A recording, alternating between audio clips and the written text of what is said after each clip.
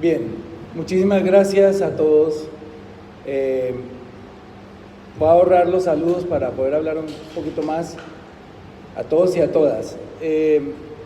Este ejercicio que ustedes están viendo acá nunca se repitió en las discusiones de las pasadas 3 reformas tributarias, porque el gobierno, en su soberbia, tengo que decirlo, contando con las mayorías como las tenemos hoy nosotros, sin embargo, construyendo la democracia, que es lo que estamos haciendo, hemos querido socializar esta reforma tributaria con los empresarios del país, sabiendo que ustedes son el nervio, prácticamente el eje central de cualquier política que tienda a desarrollar a Colombia, que es lo que quiere nuestro presidente Gustavo Petro.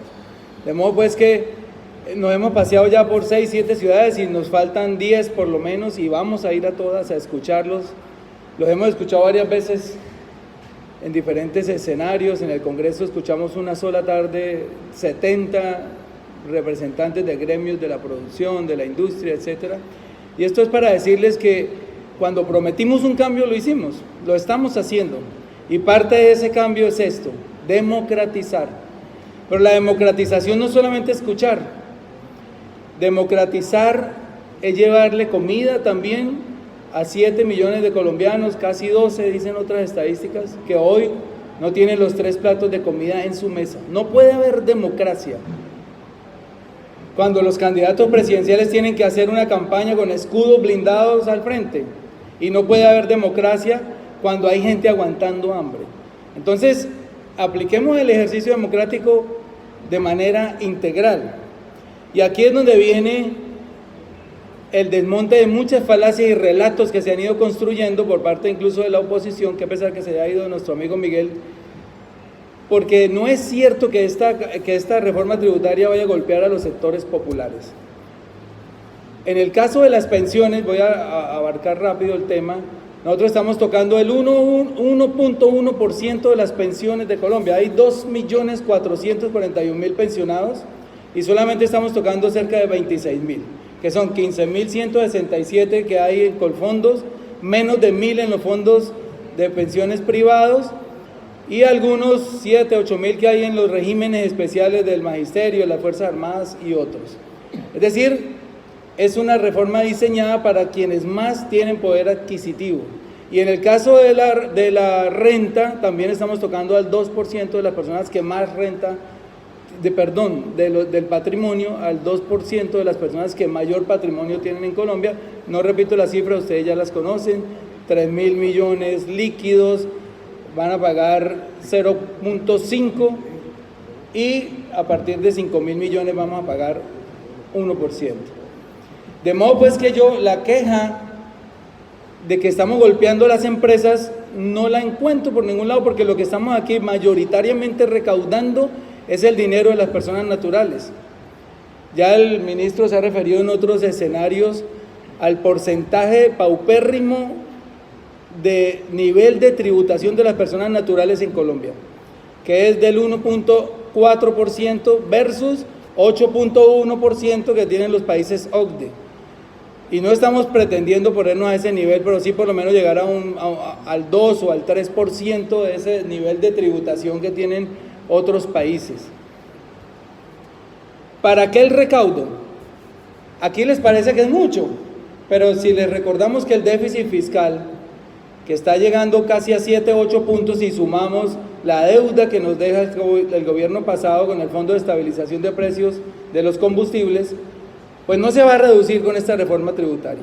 Si destináramos, que no creo, ministro, que llegáramos a ese punto, la mitad de esta reforma tributaria, pagaríamos un punto del déficit, que son, ustedes lo saben, un punto del PIB hoy está entre 12 y 13 billones de pesos. Pagaríamos un punto. ¿Y qué pasa con la economía de Colombia, señores empresarios?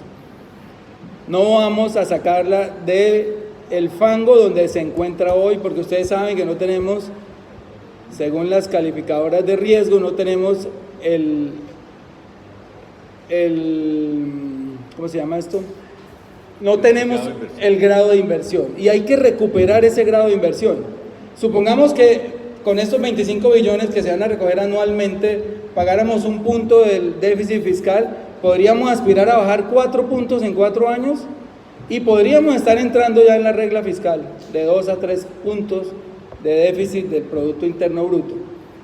¿Y quiénes son los beneficiarios? Nosotros, los empresarios. Yo me cuento, ustedes saben, yo soy empresario. Si el país está a flote, si el país tiene grado de inversión, si el país recupera el prestigio que tenía internacionalmente a nivel del pago de la deuda, pues nos vamos a beneficiar todos. Por eso, cuando les pedimos ese esfuerzo solidario, les estamos diciendo, es un beneficio, es un gana-gana para todos. Primero, para pagar también esa deuda social de la que ya han hablado aquí mis compañeros, que es una deuda que no es de poca monta ni de poco tiempo, es una deuda que viene acumulada por décadas. Por eso a mí me sorprende cuando hablan de crecimiento, y este discurso lo he escuchado en las 3 anteriores reformas tributarias que he tenido el honor de tramitar en la Comisión Tercera, de la que pertenezco hace 4 años y medio. Si no se hace tal cosa, no se genera empleo. Si no se hace tal cosa, se quiebran las empresas. Sin embargo, de las 18 últimas reformas tributarias que se han hecho en los últimos 25 años, la mayoría estaban diseñadas para que el país creciera y para que los empresarios obtuvieran beneficios tributarios a cambio de la generación de empleo. Pues tengo que decirles que antes de la pandemia ya el empleo venía en decrecimiento. No solamente fue producto de la pandemia, ya habíamos llegado a 11.8% antes de la pandemia, que era uno de los más altos de Latinoamérica, a pesar de la ley de financiamiento de 2019, con la que el señor Duque llegó a entregarle o a bajarle los impuestos en 20 billones de pesos a los empresarios. No había dado resultado. Y entonces, ¿qué es lo que tenemos que hacer nosotros ahora? Ponernos la mano en el corazón, compañeros, y ser solidarios, porque como dice la ANDI, es verdad que hay un sobrerecaudo en la DIAN, y que con eso, más los precios internacionales del petróleo, podríamos aspirar a que no hubiera una reforma tributaria, porque si nosotros escucháramos, si ustedes escuchan ustedes mismos, cada gremio dice, ese impuesto es inconveniente para nuestro gremio, este también es inconveniente para nuestro gremio, o sea, no hagamos reforma tributaria, y es posible que mantengamos el país a flote. Les digo, hay una deuda de 180.000 millones de dólares, que se incrementó de 116.000 millones en que la recibió el señor Duque. O sea, este país está creciendo a punta de deuda, no de producción. Y cuando uno usa la deuda, para pagar intereses, y no produce, ¿qué es lo que vamos a hacer nosotros? Poner a producir el campo, por ejemplo, los distritos de riego. Si nosotros no producimos, pues eso es como pagar una tarjeta de crédito con otra tarjeta de crédito, y la deuda sigue ahí. Pero si yo con una tarjeta de crédito me compro un carro de perros calientes, seguramente ese carro de perros calientes me da para pagar esa deuda. Aquí hemos hecho todo lo contrario. Pagar deuda con deuda. Pues se nos vence, señor ministro, en estos próximos 4 años la mitad de la deuda interna y el 40% de la deuda externa. Estos son casi 380 billones de pesos que tenemos que pagar en los próximos 4 años. Entonces, ¿dónde está el dinero para la inversión social?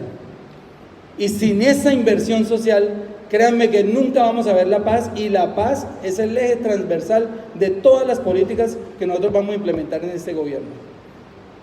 Esa paz los favorece más a ustedes que a nadie, porque un país en paz progresa, un país en paz, y si nosotros le ponemos poder adquisitivo a esos 7 millones de personas que están hoy en la miseria, pues van a entrar a un mercado, van a consumir y nos van a beneficiar a nosotros los empresarios, nos van a comprar camisas, zapatos, hotelería, viajes, etcétera. Entonces, hagamos el esfuerzo, es lo que les pedimos nosotros acá, porque sin ese esfuerzo es imposible sacar este país a flote. Y como le dije a los señores de la ANDI en Barranquilla, cuando me hablaban del sobrerecaudo de la DIAN y sobre los precios internacionales del petróleo, es posible que con esos ingresos novedosos y nuevos podamos mantener el país como venía. ¿Y cómo venía el país? Sumido en la miseria, sumido en la pobreza, sumido en la iniquidad, sumido en la desigualdad, uno de los países más desiguales de la tierra. Y esa no es la idea del cambio que nosotros prometimos y por el que votaron 11.3 millones de personas. Entonces, si nosotros atendemos el clamor de esas personas que votaron por nosotros, y si ustedes analizan por qué le devolvieron la espalda a los gobiernos que venían en esa dinámica de hacer reformas tributarias para beneficiar a los grandes capitales y a las élites de este país, pues ustedes tendrán que entregarle a ellos la razón, y es que necesitan urgentemente un cambio. Y el cambio es incluir en la economía 12 o 20 millones de personas que hoy están en la pobreza. Y eso sí, nosotros ténganlo por seguro que vamos a ser los mayores beneficiarios. Otro puntico, y ese tiene que ver con nosotros, y es una promesa que yo hago hoy aquí. En las pasadas reformas tributarias y en general, con todos los recaudos que ha venido teniendo el país en los últimos años, la corrupción se ha llevado una gran tajada, muy grande. Tengan la garantía, y ustedes lo pueden ver en la calidad de los ministros y de los funcionarios que está nombrando el presidente Petro. Habrá escaches y habrá quien me haga quedar mal, porque meterse en el corazón y en la mente de miles de funcionarios es muy difícil, pero la mayoría, se los aseguro, y si no, aquí estamos esta bancada lista para vigilar eso, no se van a robar la plata esta vez. No nos vamos a robar el dinero de los colombianos y el dinero que ustedes van a entregar como recaudo. Eso es una promesa que vamos a cumplir. Yo doy fe de la decencia de la mayoría de los ministros que se han nombrado y de los funcionarios que se han nombrado. Para citarle un solo caso, la SAE. La SAE era una entidad que decomisaba los bienes de la mafia, o los decomisa todavía. ¿Y qué pasaba con esos bienes? Los políticos se las repartían y se los entregaban a sus testaferros con unos arriendos paupérrimos, solamente para citar un caso. ¿Y qué va a pasar hoy? La orden del presidente Petro es que le vamos a entregar esos bienes a organizaciones campesinos, organizaciones de mujeres, organizaciones de jóvenes. Como ese, hay muchos ítems en los que les puedo decir que va también a haber austeridad. El presidente Petro ha ordenado acabar las nóminas paralelas, que es donde se iba la gran mayoría del presupuesto, pagando corbatas, personas que nunca iban, solo porque los funcionarios de turno, por complacer a los congresistas, les iban dando 40, 80, 100 puestos, sin necesidad de que ellos fueran, para que ellos los esclavizaran electoralmente en época de elecciones y poderse mantener en el poder. Todo eso está desapareciendo. Y yo pruebo, les digo, tributemos con orgullo, no se va a perder la plata, se va a redistribuir con justicia, que es lo que nunca se había hecho. Y de esa justicia tributaria, señores, nace la justicia social, y de la justicia social van a ser esa paz que, aunque muchos no la valoran, yo sí les digo, este país en paz, y especialmente el sector de turismo, que aquí tiene muchos dolientes, va a tener unos ingresos que nadie se imagina. Hoy Colombia recibe entre 4 y 5 millones de turistas. ¿Por qué México recibe 44 millones? ¿Por qué Brasil recibe casi 80?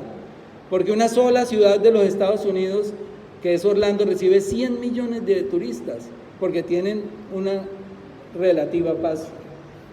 Y si nosotros podemos cumplir con ese cometido de la paz, les aseguro, y ahí tiene que entrar la transición energética también, que esos dineros que vamos a dejar de percibir por el carbón y el petróleo se van a reemplazar con divisas obtenidas por los turistas que vengan a visitar este país, que la revista Forbes acaba de catalogar como uno de los 3 más lindos del mundo, y los que hemos tenido la oportunidad de viajar lo certificamos. No hay ningún país que tenga más páramos que Colombia. En Brasil no conocen un nevado, allá no saben qué es un nevado, aquí tenemos varios. Aquí tenemos el 50% de los páramos, tenemos 2 océanos, somos el único, 21 países en el mundo tienen 2 océanos, ahí estamos nosotros. Tenemos una parte de la Amazonía, que es el tesoro biodiverso más grande que tiene el universo, igual en el Chocó. Entonces, cuando hagamos la paz, y la paz se hace con justicia social, y la justicia social, lo repito, se hace con justicia tributaria, vamos a tener aquí 30 millones de turistas en 2030. Y cada turista le deja al mundo, al país que visita, $1.000. Estamos hablando de 30.000 millones de dólares, y no hay otra forma de recuperar esos ingresos que vamos a dejar de percibir por el carbón y el petróleo cuando hagamos la transición energética, que no es tan rápida, pero tampoco es tan demorada, la vamos a hacer antes de 2035. De modo pues que ese era mi llamado, decirles, entusiásmense, hagan como el presidente de Colpatria, uno de los accionistas de Colpatria, que me citó para decirme, no vengo a pedirle favor, señor Bolívar, vengo a decirle que vamos a pagar un grupo de empresarios con todo el gusto esta reforma tributaria, porque creemos en los esfuerzos de paz que está haciendo su presidente. Entonces, de modo que necesitamos muchos empresarios así, como dije en Barranquilla, dejemos de llorar tanto de verdad, porque yo sé que podemos hacer ese esfuerzo adicional y la economía no se va a quebrar. No se va a quebrar porque eso ya está estudiado. Nosotros hemos visto muchas reformas tributarias donde aparece el ultimátum y eso no se ha cumplido. Colombia tiene un mercado interno grande, Colombia es una economía emergente que tiene el potencial para convertirse en un país desarrollado, de modo pues que lo voy a dejar ahí y mi llamado es a que se entusiasmen a pagar esta reforma tributaria. En serio que la necesitamos. Sin esa reforma tributaria no hay paraíso. Muchas gracias, señoras y señores.